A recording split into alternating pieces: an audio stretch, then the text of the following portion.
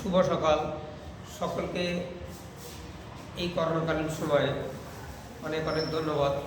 আজকে আমি দশম শ্রেণীর গণিত ক্লাস উলুমাইখালী মাধ্যমিক বিদ্যালয় থেকে পাঠদান করব। আশা করি দশম শ্রেণীর সকল ছাত্রছাত্রী তোমরা এই ক্লাসে অংশগ্রহণ করবে।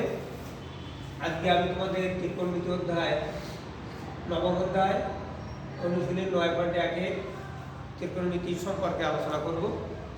তো শুরুতে এখানে আমরা একটা সূত্র জেনে নিই। সূত্রগুলো হচ্ছে ত্রিকোণমিতিতে থিটা সূক্ষ্মকোণের সাপেক্ষে আমরা কয়েকটি অনুপাত আছে এখানে, সে অনুপাতের সাপেক্ষে কতগুলো সূত্র আছে। প্রথমে আমাদের কিছু গুণফলের সূত্র আছে, সেগুলো হচ্ছে sign theta into cosec theta সমান 1, অর্থাৎ সাইন থিটা কোসেক থিটা গুণ করলে তার মান হবে 1। দ্বিতীয়টি হচ্ছে cos theta into sec theta সমান 1, অর্থাৎ কস থিটা এবং সেক থিটা যদি আমরা গুণ করি তাহলে 1 হবে। অর্থাৎ সাইন থিটা এবং কোসেক থিটা এই দুটোকে যদি আমরা অনুপাত করি তাহলে একটি সমকোণী ত্রিভুজ ছিল, সেখানে এটি ছিল সূক্ষ্মকোণ এ বি সি। বি সমকোণ এ সূক্ষ্মকোণের সাপেক্ষে আমরা ওখানে তিনটি বাহু পেয়েছি। একটি অতিভুজ, যে বাহুটি অতি বড় সেটা অতিভুজ। এ বি যেটা কোণের সাপেক্ষে অর্থাৎ সন্নিহিত বাহু, এটাকে আমরা সন্নিহিত বাহু বলি। এবং থিটা কোণের অর্থাৎ সূক্ষ্মকোণের বিপরীত বাহু যেটি বিসি, এটি হচ্ছে আমাদের লম্ব। এটা হচ্ছে বিপরীত বাহু, এটাকে বলা হবে আমাদের লম্ব। তো এক্ষেত্রে আমাদের থিটা কোণের সাপেক্ষে যে অনুপাতগুলো আসে, তো প্রথমে সাইন থিটা, এই সাইন থিটাকে আমরা লম্বকে অতিভুজ দিয়ে যদি আমরা বাদ করি তাহলে এই অতিভুজ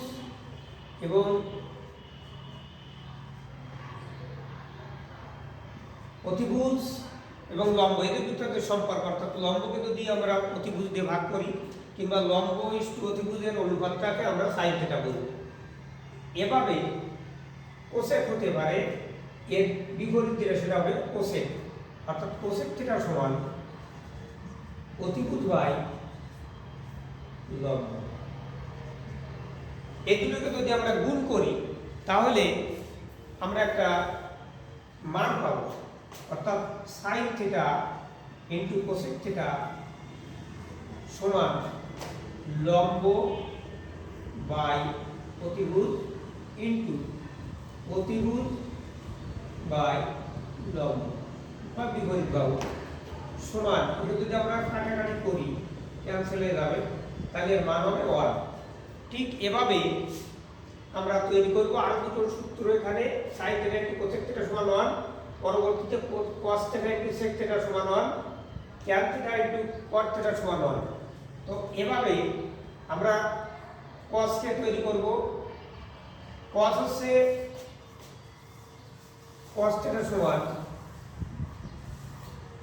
সন্নিহিত বাহু বা একে আমরা ভূমি বলেও আখ্যায়িত করতে পারি, অর্থাৎ এখানে সন্নিহিত বাহু বাই অতিভুজ। তো এটা আছে কস থিটা।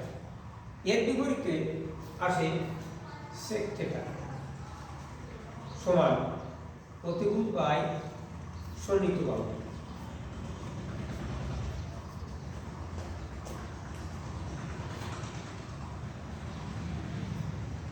সন্নিহিত বাহু, তাহলে এটাও যদি আমরা আবার গুণ করি cos theta into sec theta equal to সন্নিহিত বাহু বাই অতিভুজ ইনটু অতিভুজ বাই সন্নিহিত বাহু। তাহলে এটাও ক্যান্সেল হয়ে 1 হবে। এভাবে আমরা ট্যান থিটাকে তৈরি করতে পারবো। ট্যান ইনটু কট সমান আমরা 1 তৈরি করব। অর্থাৎ tan থিটা সমান লম্ব বা বিপরীত বাহু বাই ভূমি বা সন্নিহিত বাহু, ভূমি বা সন্নিহিত বাহু। cot থিটা সমান ভূমি বাই লম্ব। এই দুটোকে যদি আমরা গুণ করি তাহলে tan theta into cot theta সমান লম্ব বাই ভূমি ইনটু ভূমি বাই লম্ব। এই দুটো ক্যান্সেল হয়ে সমান করব। এই হচ্ছে আমাদের গুণফলের সূত্রগুলো, এগুলো হচ্ছে গুণফলের সূত্র। এর পরবর্তীতে এই সূত্রগুলোকে প্রয়োগ করব আমরা এর পরবর্তীতে।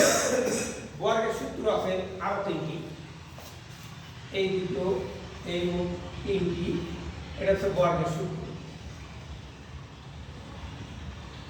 বর্গের সূত্র।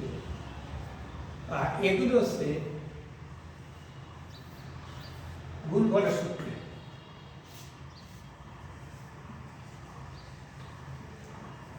গুণফলের সূত্র। তো এখানে tan থিটা হচ্ছে sin theta by cos theta এবং cot থিটা সমান cos theta by sin theta, এই একটি অনুপাত। এরপর আমরা বর্গের সূত্রে আসি। বর্গের সূত্র এখানে বলা আছে প্রথম সূত্র, এইটা হচ্ছে 1 নম্বর, এটা 2 নম্বর, এটা 3 নম্বর। তো 1 নম্বর sin square theta plus cos square theta সমান 1। এক্ষেত্রে আমরা প্রমাণ করব যে cos square theta plus sin square theta সমান 1।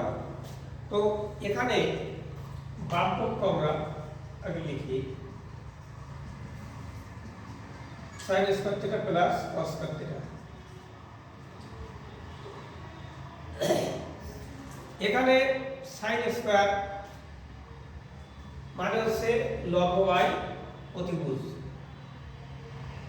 লম্ব অর্থাৎ এটা BC বাই অতিভুজ AC তার whole square plus cos square হচ্ছে সন্নিহিত বাহু বা ভূমি বাই অতিভুজ, অর্থাৎ সন্নিহিত বাহু হবে AB বাই AC তার হোল স্কয়ার।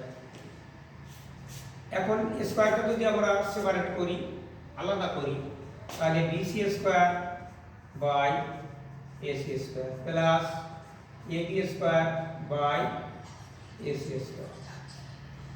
এখানে যদি আমরা লসাগু নেই তাহলে AC স্কয়ার লসাগু হবে AC স্কয়ার হর হর ভাগ করলে পেটে 1 হয়, 1 দিয়ে BC স্কয়ার গুণ করলে BC স্কয়ার হবে প্লাস এখানেও ঠিক একই AC স্কয়ার কাট করতে যাবে, ক্যান্সেল হয়ে যাবে, 1 থাকে 1 দিয়ে B স্কয়ার গুণ করলে AB স্কয়ার। এরপরে BC square plus AB square আমরা সূত্রে যাই, BC square plus AB square একটি সমকোণী ত্রিভুজের ক্ষেত্রে আমরা পিথাগোরাসের উপপাদ্য অনুসরণ করলে পাবো যে লম্ব স্কয়ার প্লাস ভূমি স্কয়ার সমান অতিভুজ স্কয়ার, অর্থাৎ BC স্কয়ার এটা হচ্ছে লম্ব আর AB হচ্ছে ভূমি, এই দুটোর সমান আমরা লিখতে পারি AC স্কয়ার, অর্থাৎ AC square by AC square, অর্থাৎ 1 সমান ডান পক্ষ।